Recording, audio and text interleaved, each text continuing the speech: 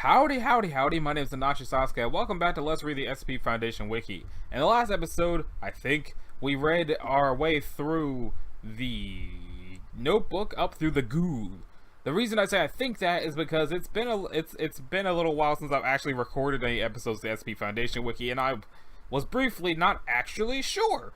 But I'm pretty sure that we're at the impossible puzzle, and we're going to go up through there to the corpse magnet, which sounds oh so pleasant. Anyway, let's check that out. I think I do remember talking about the corpse magnet now, as insofar as wondering what it would be, but in the meantime, SCP-551 is safe, and is to be contained in a simple cardboard box. It must be of an adequate size to carry all pieces of 551. The box should be stored in a locker unit in Storage Site 23, and at least one Level 1 staff member is to be notified in the event of its removal. What was it called? Impossible puzzle. SCP-551 is a standard 550-piece jigsaw puzzle. You had one job! You had one job! It has 550 pieces, and you made it SCP-551? You had one job! Anyway, it is a 550-piece jigsaw puzzle, which should depict in its finished form the image of a solitary woman on a small rowboat surrounded by a stormy sea. However, due to the nature of its anomalous properties, some details of the scene are left incomplete, such as the woman's face and data expunged. It's already incomplete. How would you even know to expunge it? Anyway, 551 was found in the apartment of Blankety Blank after other residents complained of an odor seeping out from under the door. The severely malnourished body of Blankety Blank was discovered beside 551 with several pieces still clutched in her hand. Roughly 1/3 of it was pieced together on her floor. Multiple subjects testing 551 stated that a completion of the puzzle seems inconceivable. The mental reactions of subjects to 551 was diverse, apparently depending less on the puzzle and more on the personality of the subject. See Addendum 551, 1, 2, and 3, which are right here, where we can actually see them. Though the effects of 551 on the psychology of subjects should not be overlooked. Addendum 1. Standard disposable dudes is tasked with piecing together the puzzle. They spent 2 weeks in a single room trying to finish the puzzle and pausing only to sleep. They became increasingly frustrated with its progress, which failed to span past 40 connected pieces at this time. He slept less during his last day's work on the puzzle and was permitted to stop when he data expunged. Addendum 2. Disposable dude with a history... a disposable dudette with a history of addictive behavior is tasked with piecing together the puzzle. They acted aloof about the assignment at first, but after connecting 2 pieces, she seemed to become alarmingly obsessed with it. She stayed beside it for days, sometimes screaming about her lack of progress. After a period of 4 weeks, she lost consciousness from lack of sleep and the test was ended. 102 pieces had been connected. Dr. Blank, who scored above average on a standard IQ test, expressed skepticism about 551 and was approved to test it. They completed all but a couple of sections, specifically the woman's face features and data expunge. Despite the success, they showed confusion over his remaining pieces and adopted a fatalist attitude towards the puzzle, finally refusing to complete it after 4 days. A computer-based approach was taken on the completion of the puzzle. The first tool used was a mechanical arm designed to take a piece and place it in the puzzle, used along with a camera and a desktop computer running an image processing algorithm. The application was tested extensively with normal puzzles. However, when tasked with completion of the puzzle, it would invariably trigger a blue screen or a kernel panic as soon as it finished scanning the puzzle. An embedded design approach was taken, and the computer was replaced by a microcontroller in charge of moving the piece linked to a image processing DSP. However, the value of the program counter registered in all the CPUs would corrupt as soon as the DSP finished scanning the picture of the piece, and in several occasions a sudden, unexpected current peak would result in damage to CPUs and other components. Automated solutions therefore had to be discarded. So, when people try to solve it, they either go insane or just give up, and when computers try to solve it, the computers explode. Awesome! Still should have made that be 550 though. The ghoul could have been 551, there's only one ghoul, but there's 550 pieces of the puzzle. Ugh. Anyway, ahead of his time. Safe. It used to say 552 is to be contained in a room furnished as standard living quarters. All furniture is to be padded and bolted into place to prevent accidental collisions. Reading material may be provided at the subject's request, but any discussion of current events is to be censored. A screen is to play time display security footage of the subject's containment facility to enable communication. The time delay should be updated once a week to keep pace with the subject's progressing condition. Now it says they are to be gagged and kept in full body restraints to prevent self-harm. It is not to be stored in any facility containing other SCPs or transported through any populated areas. 552 is a middle-aged human male. The subject's sensory systems display an anomalous temporal distortion. It cannot perceive its surroundings as they currently are, but only as they will be in the near future. 552 is otherwise physically unremarkable. The subject's physical form can be interacted with normally, but its reactions to any interaction will have already occurred. It is fully cognizant of its condition and will sometimes attempt to time its reactions to interact normally with researchers. The subject's temporal distortion has grown more pronounced over time. When first secured by the Foundation in 19-something, it perceived events slightly under 1 second into the future. Within a year, the subject was noted responding to questions 2 seconds before they were asked. The temporal distortion has widened at an accelerating rate since, reaching an 18-month gap after 10 years of containment. The subject's predictive capabilities are substantial but not flawless. When a paradoxical situation is presented to 552 in which researchers deliberately defy its predictions, it will experience memory loss regarding the predicted event. 552 has requested the Foundation stop creating paradoxes in this manner, as they cause the subject severe migraines. The subject's premature reaction to alarms have proven a reliable forewarning of containment breaches, enabling a heightened level of readiness and minimized loss of life. Addendum 1. At 12:45 while blankety blank blank, 552 became extremely agitated, spending 12 minutes thrashing and shouting at Dr. and Blank and Dr. Blank, though the former was not present and no researcher by the latter name is in the Foundation's employ. During this period, it repeatedly insisted that it was fine and to get away from it. It then collapsed, stiffened, and continued making incoherent cries. Further communication proved impossible. Though analysis of the subject's physical condition revealed no changes, it remained incapable of anything more than coherent grunts and moans, and either cannot or will not move its limbs from a stiffened position. It has remained in some variation of this state ever since. Temporal distortion at this time was estimated at 4 years, 2 months, and 12 days, suggesting that the subject is experiencing an event starting on blank blank blank.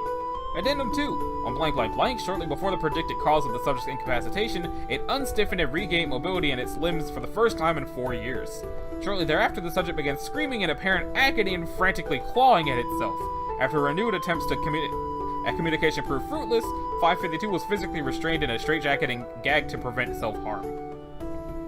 The researchers present for this were, as expected, Dr. Blank and the recently hired Dr. Blank. Since then, 552 has continued attempting to scream and scrape off its own flesh without any kind of pause, including pauses for necessary functions such as eating or sleeping. It is believed that the subject's stiff face was due to it experiencing being confined to a straitjacket 4 years before the straitjacket became necessary. It is unknown what experience is reflected by its sudden pain and impulse towards self-harm. Due to the possibility that it is reacting to a future anomalous event, possibly caused by a containment breach, it has been moved to Site 109 away from any other SCPs. Please be very careful to keep 552 alive, at least until we figure out why he's screaming. If he dies in the next 6 to 10 years, I don't like the implications. Site Director Prell. Next up is crystalline butterflies. Aww. Feeding on a stalagmite. The primary colony of 553 is to be kept in the cave system they were discovered in, located in blank blank China. Coordination with the Chinese Ministry of State Security has resulted in the surrounding area being declared a munitions testing range and off-limits to non-military personnel. Foundation agents have further encouraged local folklore, which indicates that the cave system is inhabited by demons, in order to discourage casual exploration. A Chinese/Foundation security force is stationed on site and will monitor the status of the colony. 125 instances of 553 have been transported to Site 37 for observation and experimentation. They are kept in a 8 by 17 by 5 meter steel-walled room, whose interior replicates conditions in their originating cave system.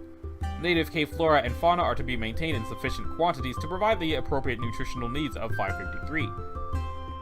Multiple IR and night vision cameras have been installed in order to provide full coverage of the interior, as well as numerous passive acoustic sensors.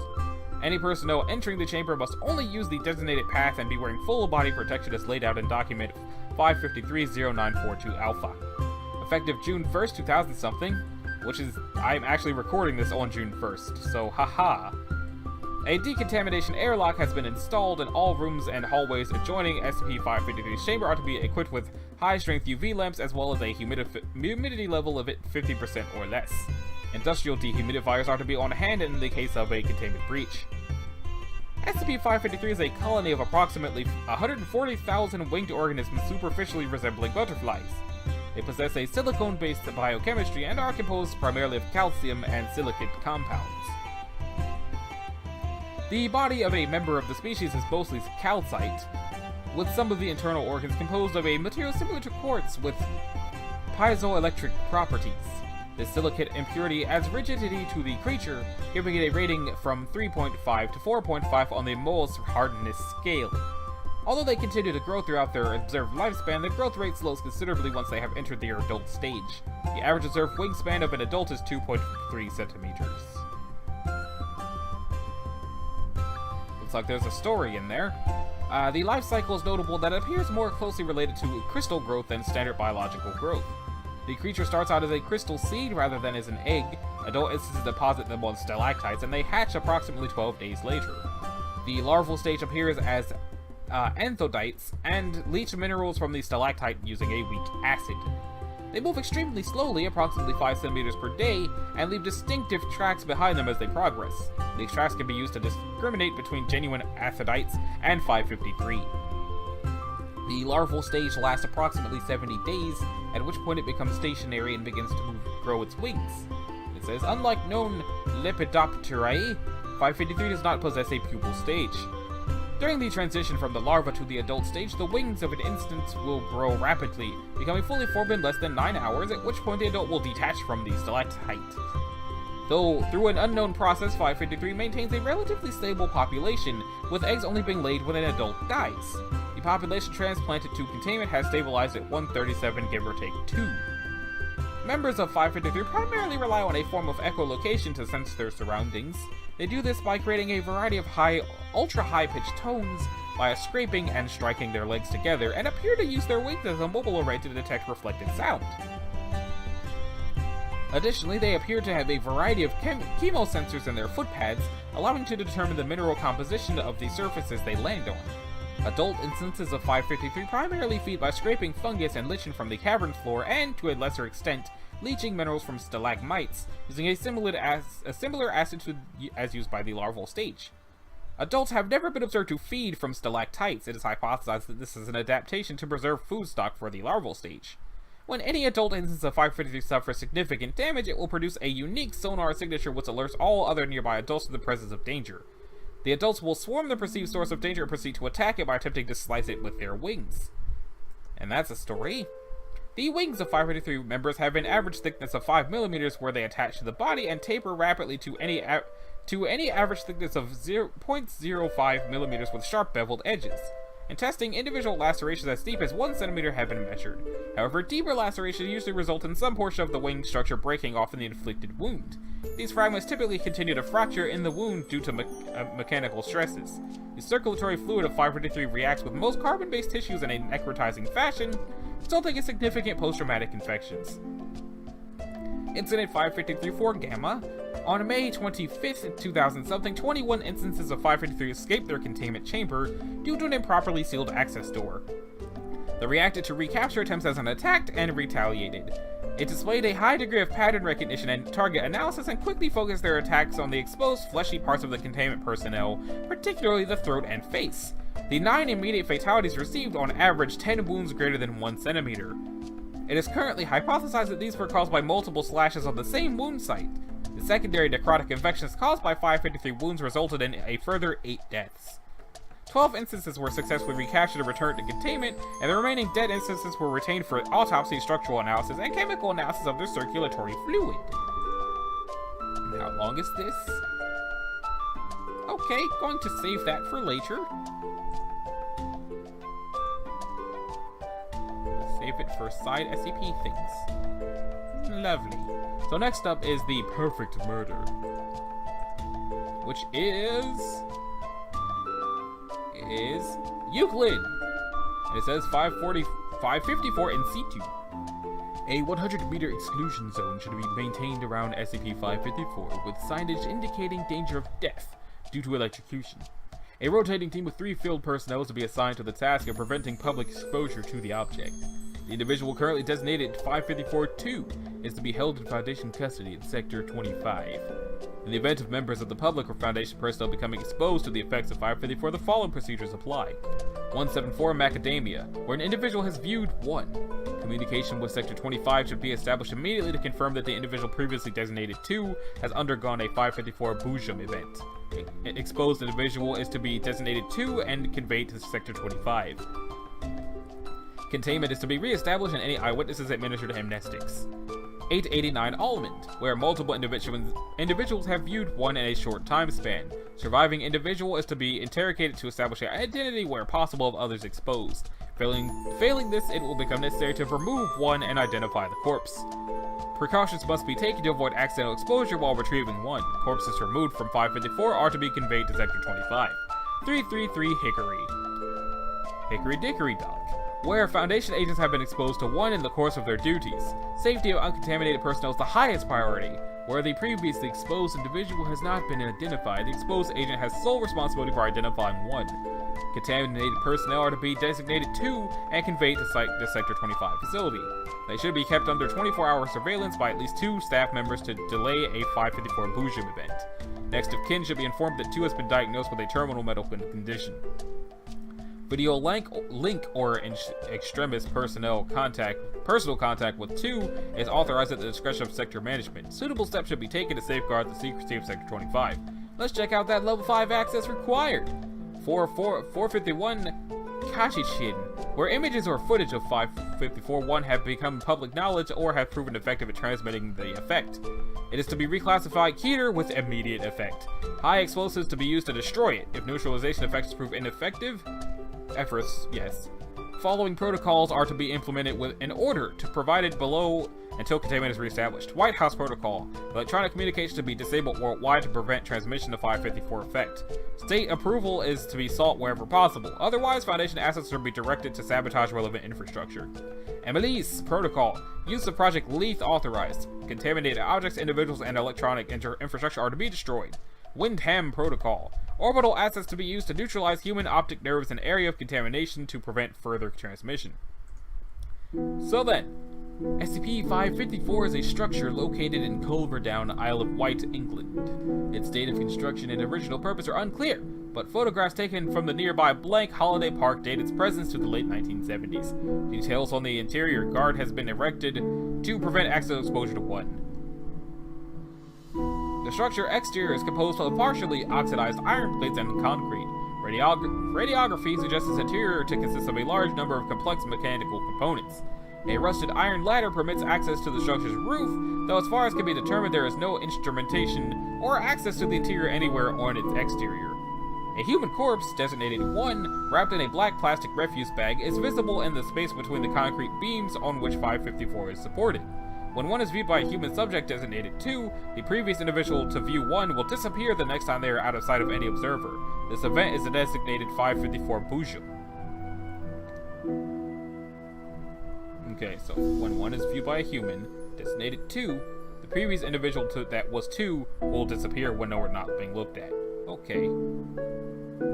Mechanical observation appears insufficient to prevent this effect. They will disappear between frames unless a sentient observer maintains unbroken line of sight to a live visual output of the subject. If 1 is removed from 554 and identified, it will be discovered to be the corpse of the previous 2. The cause of death is invariably multiple stab wounds to the chest and abdomen, and the corpse exhibits a level of decomposition consistent with remaining undiscovered for approximately 72 hours. Individuals who undergo Boojum are erased from all written and electronic records within approximately 120 kilometers. This has led to significant difficulty identifying victims of 554. It is not presently believed that human memory is subject to this effect, though this cannot be ruled out. It can be established only that in some cases memories of the affected individual are not erased, as the Foundation has re-recorded the identities of numerous individuals who have been subject to Boojum. When 1 is viewed by a human subject, activity from within 554 has been detected, including mechanical noise and vibration. Markedly increased activity from 554 has been noted in the case of individuals about whom a significant amount of information might be expected to be stored externally. If 1 is removed from 554, the next time the space between 554 is out of line of sight of any observer, a new instance of 1 will be regenerated. Only instances that have not yet been moved appear to spread the 554 effect. Approximately 10% of all images of 1 in situ cause the effect when viewed. Contained images and all footage of 1 are to be destroyed as a matter of course. The interior, 1 is visible, image has been determined for safe viewing. Addendum 1. SCP-554 has been known to the Foundation since 1981 at the latest. Due to the secondary effects of 554, the recovery log initially attached to this document was lost in its entirety at some point prior to May 7, 2005, when the loss was successfully documented. Attempts to reconstruct the circumstances by which the Foundation became aware of 554 via interviewing staff involved with the object at the time are ongoing. The reconstructed recovery log appears below. Note that to safeguard further information pertaining to 554, the primary hard copy of the file is stored at Site 33 with a further copy at Site 60. Attempted detail on 1, the image has been determined for safe viewing. Agent Blank, now retired, testifies that 554 was brought to the Foundation's attention in early 1979 as a part of an investigation into a Jonathan John, or Jeremy Blank, who confessed to a number of murders taking place in the 1970s on the Isle of Wight and the south coast of England. Blank told the police that he had hidden the bodies below an old septic tank on the Culver Downs. On arrival, police discovered a single body, which was removed and found to be that of Blank himself, but apparently escaped from police custody with the destruction of all paperwork relevant to his case. Embedded Foundation assets were activated when the officer who made the initial discovery was subsequently found murdered in the same location, preceding a string of disappearances. Professor Blank, a field agent at the time, recalls several Foundation personnel were lost before its properties were established, and believes the identities of those individuals were redocumented in a separate file. Note: Dr. Blank testifies that several police officers were committed to a mental institution in southern England to prevent further investigation of 554. Unfortunately, he has been unable to recall the names of these officers or the institution in question. Inquiries into police officers who may have been committed in the early 1980s are ongoing. The file of Foundation personnel subject to Boojum currently dates back no further than 1981. And that brings us to the corpse magnet! Which, I mean, the perfect murder kinda also sounds like a corpse magnet, but the corpse magnet is an actual magnet, apparently. And it used to say, it is to be placed in a standard containment locker, corpses are not to be brought within 18 meters of it, or the room in which it is contained. Now it says the containment procedures were revised after Incident 5551. Before I try to open that as a new file, let's see if it's just in here. Okay, no. 555 is to be housed in a 5x5 by 3 meter concrete containment chamber. Inside the walls, an electromagnet array with a combined internal field strength of 3 Teslas or greater is installed. It is an interstitial chamber. A set of the most powerful permanent magnet arrays available is to be held away from the electromagnetic array and moved into the place by an automatic systems in the event of power failure. The chamber is to be separated from the rest of the facility and by an exclusion zone of at least 20 meters due to the dangers posed by high magnetic fields and by the SCP itself. No corpses are ever to be brought into the exclusion zone. A HEPA air filtering system is to be installed to avoid fouling of the SCP. It is never to be stored in the same site as 447. I don't remember what 447 is. What is it? A green sphere approximately 5 cm. Oh, it's the thing that should never come into contact with dead bodies. Right, it's the thing that just continuously says is safe except for near dead bodies. Never lubricate the dead bodies. Never bring it near the dead bodies. Never let it come into contact with a dead body. Contact, not able to see why! Yes, I remember how much I hated this SCP. It explained nothing! So, SCP-555 is a metal cylinder with rounded ends, 1.25 centimeters in diameter and 8 centimeters long, similar to a magnet commonly fed to cattle to prevent hardware disease. What? What? Okay, it emits a field of unknown nature which exerts an attractive force on dead or necrotic human tissue, including hair separated from the body, corpses, shed skin cells, and in extreme cases, the epidermal layer of the skin. This field does not tend to follow the inverse square law and does not interact with matter or electromagnetic fields in a manner consistent with any known force. The SCP itself appears to be impervious to force, showing no response to focused heating, compression, or striking. The attractive force exerted by the field increases linearly, with the amount of dead material in close proximity to the SCP. Past a certain point, measured at approximately 295 kilograms of necrotic material within 2 meters of the SCP, the progression becomes exponential and the field's strength and radius increase rapidly. The field also appears to have an effect on permanent magnets. The field strength of magnets in proximity to 555 decreases over time, with the rate of decrease changing in proportion to 555's field strength. It was recovered by agents in 19-something in a cemetery in Blank, California. The Foundation was alerted to a possible SCP after a coffin due to be buried was pulled from the pallbearer's grip and came to rest above a grave of a Blank who died in 1948. Blank's body was turned over to the Foundation forensic specialist, who noted that the torso appeared to have been smashed inward, though with no skin damage. The SCP was found inside the corpse's stomach. The corpse was found to have no other anomalous properties and was reinterred. A ground-penetrating radar survey of the cemetery showed that all coffins at a 12-meter radius had been displaced underground towards the site containing the SCP. Now what's that incident log? Okay, SCPs involved, 555 and blank. Personnel involved, expunged and Dr. Blank. Date blank blank 19 something, location blank blank. On blank 19 something, a containment breach of SCP blank caused a security guard to shelter in place in the room containing 555's containment locker along with 2 disposable dudes and Dr. Blank. One disposable dude attempted to wrest the guard's firearm from his holster while the other attempted to strike Dr. Blank. The guard shot the first disposable dude and the corpse adhered to the outside of the cabinet. The guard then shot the one attacking the doctor and his corpse collided with the guard, causing his firearm to discharge. The shot ricocheted off the wall and struck Dr. Blank in the head, killing him. The security guard was subsequently crushed by Dr. Blank's corpse against the locker containing the SP, plasming it and killing him. The SCP's field entered geometric progression and pulled the corpses of a number of personnel killed by SP Blank through the reinforced concrete walls. Eventually SP Blank was contained and the situation with 555 was evaluated. Researchers were unable to determine the exact number of corpses stuck to 555, but 17 personnel, including those in the room with 555, were reported missing after containment had been reestablished for SP Blank. The dead matter had formed an approximate sphere of human tissue around the SCP. A Class D personnel trapped in the hallway at the time of the containment breach had his legs crushed by SP Blank and was partially entombed in the sphere. Efforts to free him proved fruitless, and because the field strength of 555 would increase by a massive amount if the Class D died in proximity to the SCP, sufficient to develop the entire facility, including the morgue, the Foundation was forced to undertake heroic measures to keep him alive. Clotting agents and mechanical ventilation were administered. No opiate painkillers or anesthetics were administered due to the chance of causing the death of the Class D. Ibuprofen, aspirin, and acetaminophen, I've never actually had to say that out loud before, were administered after confirming his lack of allergies to these, to marginal effect. Muscle paralytic was injected intramuscularly in small doses, and restraints were installed after 35 hours when they attempted to commit suicide by slamming their head against the surrounding material and by attempting to strangle himself. The SCP was moved into a nearby testing chamber, and measures were taken to remove any corpse within its affected radius.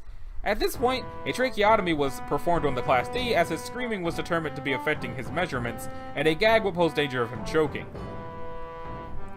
X-ray tomography indicated that the density of the material adhering to the SCP increased in density with proximity, approaching the density of iron within 3 inches of the surface of the SCP. The material closest to the SCP was determined to be extremely hot. It would be significantly past its boiling point had the material not been under pressure. Predicted response curves showed that any significant amount of dead matter would be added. Should any significant amount of dead matter be added, the field would extend to the site's morgue. Researchers in proximity to the SCP noted symptoms in themselves commensurate with having a constant mechanical force pulling on their epidermis, and were rotated every 3 hours to prevent burn-like symptoms. In addition, a small but measurable force on living subjects was detected. Experiments showed that the force increased linearly as small amounts of dead material were added. A decision was made to remove the dead material as soon as possible. Eventually, it was determined that exposure of the matter to a significant caustic substance, sufficient to render the material into a component simple compounds, would cause it to cease to be attracted by the SCP's field, with a commensurate decrease in field strength and density. Researchers then experimented with small portions of dead human tissue and eventually discovered that magnetic fields of extremely high power would dampen the field of the SCP. The SCP was slowly lowered into a high temperature solution of sodium hydroxide, with the D class facing upwards to avoid premature death. A heating system was installed once it was determined that the decompression of the, by now, cooled compressed corpses was causing the solution to freeze. After several hours, the D-class and dead material surrounding the SCP were completely dissolved. 555 was recovered intact, completely unaffected by the compression, heat, or caustic soda. Knowledge gained during these containment efforts led to the creation of SCP-555's current containment procedures. Well, dang! That is one crazy corpse magnet. It sounds like it was trying to make a planet out of the corpses from the way they were describing what the corpses did. In any case, that about does it for this episode. In the next one, we're going to start with the painted aircraft and go up through the bitwise amoeba. So, this has been Anachi Sasuke. If you liked this episode, a like and a subscribe will be groovy. If you didn't, you need to do either one of those things. And I will see y'all in the next one. Later.